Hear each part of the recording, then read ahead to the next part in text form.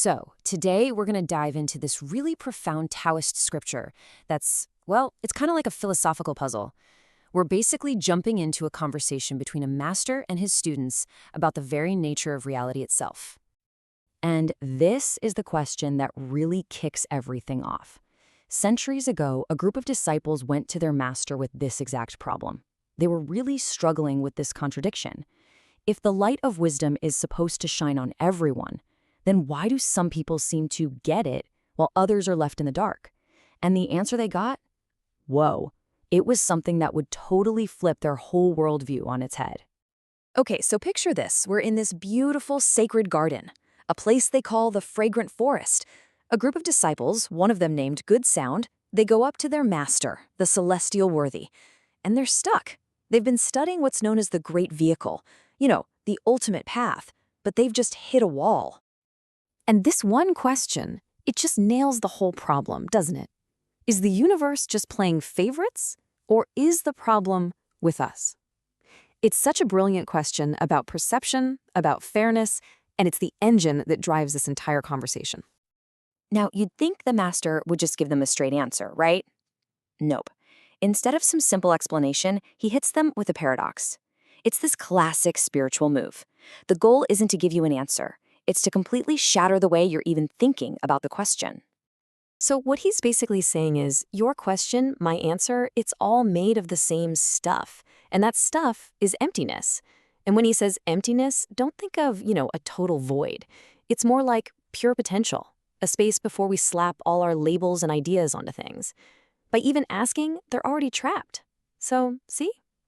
The problem isn't the answer they're looking for. It's the question itself.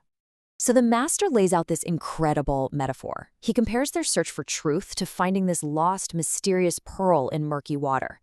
He says, look, if you go scrambling for it, all desperate and goal-oriented, you're never going to find it. But if you just sit back and do nothing at all, well, you're not going to find it that way either. Both grasping for it and not grasping for it are traps. You need a completely different way of looking at it. So what's the solution?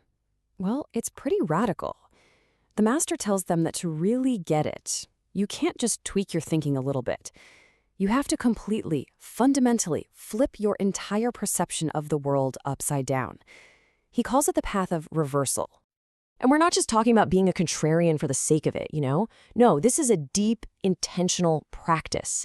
It means you have to look past the obvious, you have to question all of your assumptions, and you have to deliberately act against all your conditioned habits. He literally says you have to reverse what people normally see, reverse what people normally hear.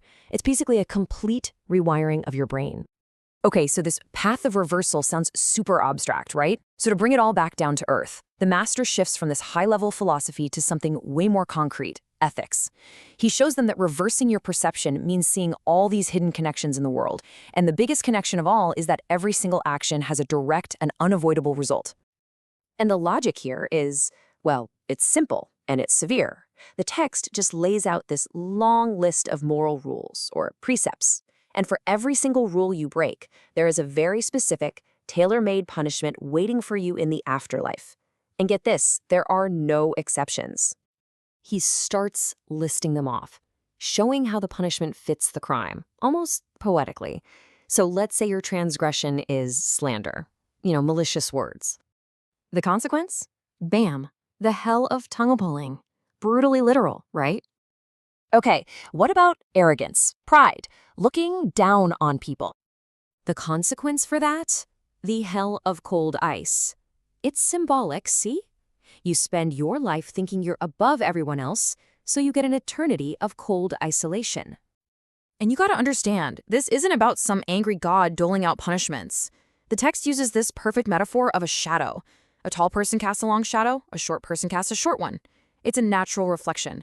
Your consequence perfectly mirrors your action. You literally create your own hell.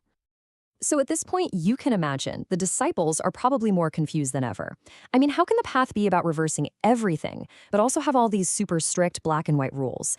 And it's this confusion that pushes the master to his final and most mind-blowing revelation, what the great vehicle, the true path, really is. What the master says next it's just stunning. Because the great vehicle, this ultimate path, it isn't some narrow, pure little road. It's everything. Yeah, you heard that right. Greed, delusion, attachment, all the stuff you'd think you need to get rid of? Nope. It's all part of the path. Every single thing. Nothing gets left out. So, how can that possibly be true? How can greed be part of the path? It's because the world we see and touch, the world of good versus bad, right versus wrong, that's not the real deal. The master says it's like an echo, it's not the real sound. Or it's like a painting, it's not the real thing, it's just a representation. And when the disciples hear this, something amazing happens. It's like a switch flips.